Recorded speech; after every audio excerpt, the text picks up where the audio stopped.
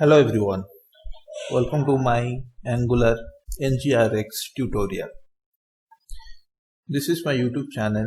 In the video section, you will find the videos on web technology like React.js, Angular 8, HTML5, CSS3, so a couple of videos. So if anyone interested to learn these UI technologies, they can subscribe to my channel. So without wasting much time, let's jump to the today's session. Today is day 1 of NGRX tutorial. So NGRX is one of the advanced concept in Angular 2 plus version. So there are many changes has been introduced in the Angular 8 NGRX concept. So in the changes that has been introduced in Angular 8 NGRX, there now we don't have to write much code as we have to write before Angular 8. So they have reduced the number of lines of code for implementing the NGRX state management in Angular. So before watching this video, I will recommend you should have at least basic knowledge in Angular. Then only you can able to understand all this concept. Even though expert knowledge in Angular is not required at all, you should have a basic knowledge on Angular, right? That is the prerequisite. So this is the official website of NGRX. Okay, here we will find everything like related to store. If I will collapse this one, so you will find there's lot of things related to the NGRX. You can go through this also site to have a better understanding of NGRX. So NGRX is basically consist of, I will say, three important concepts. First one is store, second one is reducer, third one is action. Even you can say fourth one is selector and fifth one is effect. We can say 5 concepts. Okay. So this is the entire diagram of how our NGRX work for state management in Angular. Okay. So what it is like, first of all we have an action. Action, you can say it's an object having a type and a payload. Okay. Then what is the use of type and payload? We will come to that. Then we can say I should rather start from the store. Store is an in-memory database. You can say in-memory database or a cache in which we store the data. So without NGRX, what it is happening is, like, this is my website that I have designed. So if without NGRX, what is happening, if I am going through the chart component, let's suppose after login I am in course component. So once I navigate to the course page, I have to fetch the data for the course from the database. Then if I will navigate to the chart, then I have to fetch the data for the chart page. Then if I am navigating back to the course page, then again also we have to fetch the data from the database. Even though course data has not been changed, no one has modified anything in the course data, still we have to fetch the same data again and again. The user navigate to the same page. This repeated call of API we can avoid by using, we can avoid this repeated call of API by using this NGRX state management. So in this, what will happen is, like, once you will navigate to the course page for the first time, it will fetch the data from the database and it will store the data in the store, which is an in-memory database, which is, we can say, cache. And if we are navigating from chart to course page back to the course page again, then it will check whether we have data in the store or not. If we have the data in the store, it will fetch the data from the store rather than calling the API to fetch the data from the database. right? So in this way we can avoid repeated call of APIs. So this is the main advantage of NGRX. So if we avoid the repeated call of API, then our performance of the application will get enhanced. Okay, then also we can take another advantage of NGRX. Let's suppose I want to edit a course, but what is happening is without NGRX, if I will edit the course, it will update the course in the database. Then we have to call the data, then we have to again call the API to fetch the new data for the course. So means one API for updating, second API for fetching the updated data. Again, two APIs for a single operation, that is edit. But with the help of NGRX, what it will do, once we edit the course, it get updated in the database as well as it will get updated in the store, so that we will get the updated data, updated course data from the store itself rather than calling the database. Even the user can able to see the edited course at once. Means as soon as it get updated, user can able to see the edited data without any time lag, without any spinner. So this is the advantage of using NGRX. I guess you can able to visualize the picture. Okay. So again we'll go to this diagram. So this is the store, which is an in-memory database. So if I will say this is the store, so I will go to the state. So this is the store. Okay. So this is the tree structure of store. If I will go to the raw state, you will see. So let me expand it. So this is a store. So it's an object having some slices of the store. Auth for auth module, course for course module. So these are all slice of state, and entire is a state, and entire is called store. So in the store we store the state of the application. Okay. So if we have another entity, let's suppose lesson entity, we can also store lesson here. Like chart also, we can store this chart state here, but for time being I am not storing the chart state. Okay. So it means intentionally I am not storing, because I want to demonstrate like we can use NGRX in some module, and NGRX, if you don't wish to use NGRX in some other module also, that also is fine. But usually we prefer to use NGRX in the entire application. Okay. So this entire, we can say, the store in which we are storing the state. One is router state. If we navigate from one page to another, it will store the router state, means from which page to from what page we are navigating, source and destination page URL, it will be stored in this router state. Then auth state, in which we are storing the user informations after the user get logged in successfully, like user ID, user email, user password. Then courses, if we are navigating to the course page, here we are storing a list of courses, so that if user will navigate back to the courses page from some other page, then application should not have to call the API again.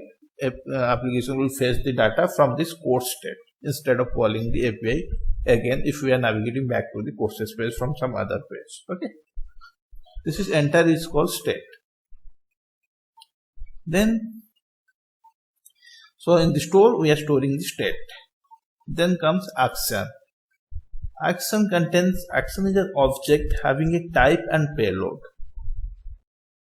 And payload, like, which is used for modifying the store. Like if I want to modify my auth state in the store, like once the user get logged in successfully, I want to store the user data in the auth state. So that user data we have to provide as a payload in the action. Okay. And this action,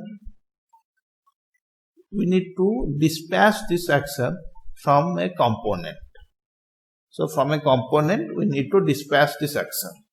and this action will be handled by the reducer. Reducer is a function which is used to handle the action and which is used to modify the state in the store. So in short, we can modify the state in the store by using a reducer. Okay, the reducer work on the basis of switch statement. It will match the action type. That's why action should have a type. Type is mandatory for the action, but payload is not mandatory. And reducer catches this action. Reducer catches this action, and it has a switch statement in which it will match the type of the action. If the action type is matched, then reducer will return the updated state for that action, and that updated state will be modified in the store. So we will modify the state in the store by using the reducer, and reducer will get the data from the action payload. Okay. Then we are storing the state in the store.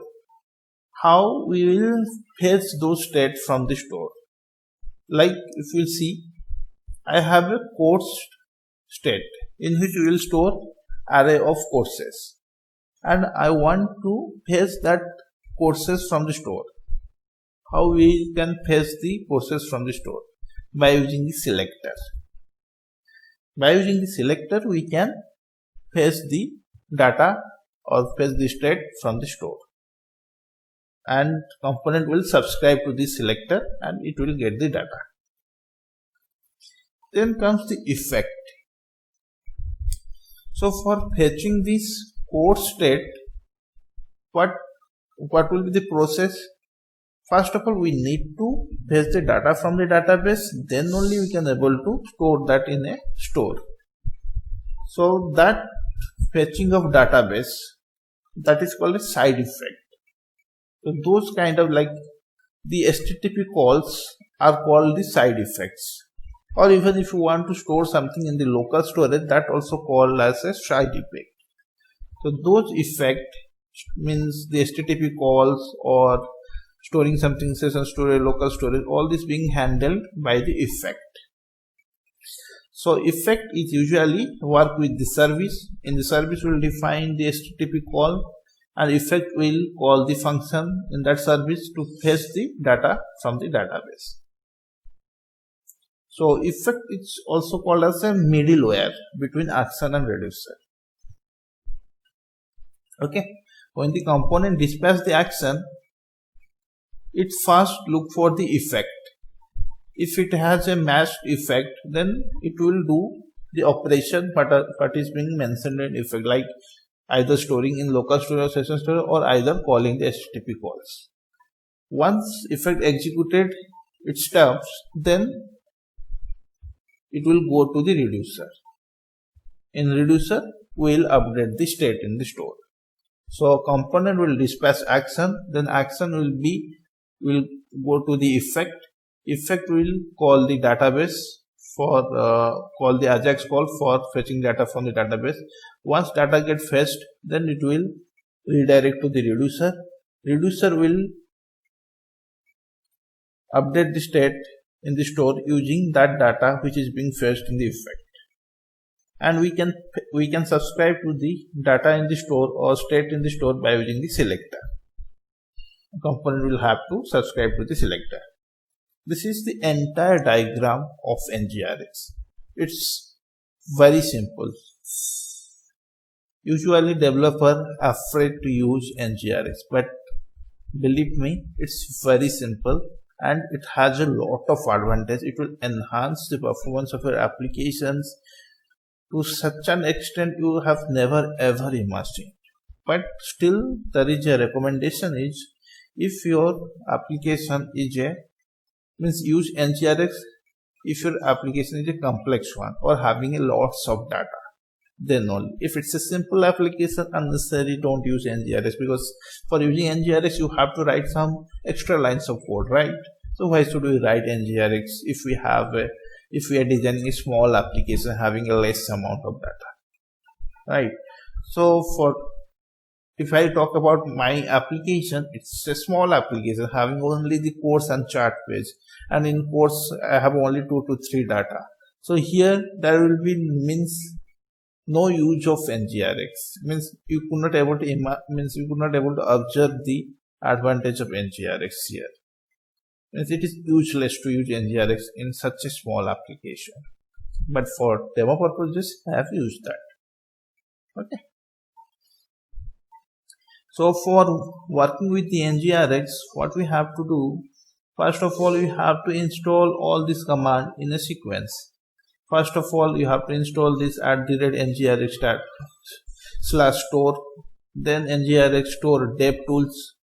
This store we have to install for getting the in-memory database.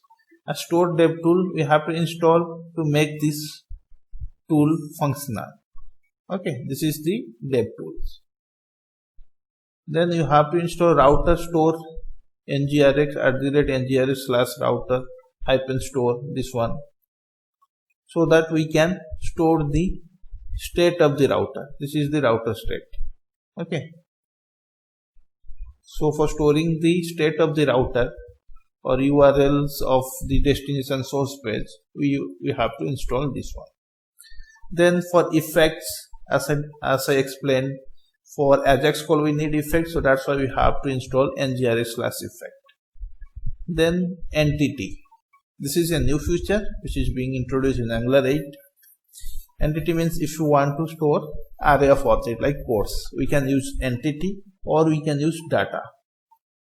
So these are the two concepts. You have to use one out of these two. And data is more, @ngrx/data has more advantage than @ngrx/entity, because in ngrx/data we have to write very minimal amount of code. But I will explain this ngrx/data later. First of all, in this tutorial we will work on ngrx/entity concept. Okay. After you install all these commands, then you have to install this devtool. So you have to add this devtool as an extension to your Chrome browser. So this is how we can search for the DevTool Redux devtool. Okay, search for that. Here you will find the Redux devtools. Click on that. This is the URL.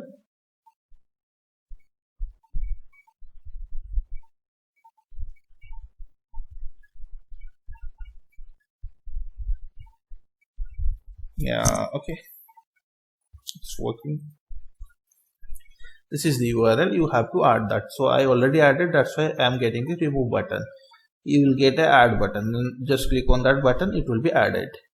Then what you have to do, go to your application and do right click and inspect element. Okay. Then you will go to this Redux tab. You will get this devtool functional. Okay. So after installing all these commands, we'll see, we have just go to the app module. You will find some entries in your app modules which is being done for you for NGRX to work. So first of all, you will find this entry, store modules. This entry comes as a result of installing this command, npm install @ngrx/store. You will get in the import array store module.forRoot. This is the reducer. This is the root reducer. It will combine all the reducer. And we will come to that meta reducer later. We have runtime checks also. Like if you want some check like state should be immutability. So that will come later. So these are some of the runtime checks that we can add. So you will get this entry after installation of ngrx/store. Then after installation of ngrx/store devtools, which is necessary for our devtool to work, Redux devtool to work, so you will find this entry in your import array of app module of your main module. Store devtools dot instrument.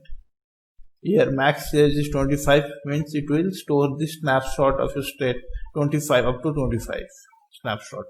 And environment dot production. It is saying like in the production environment we don't want our devtools to work, because unnecessary why will let the users to see our store.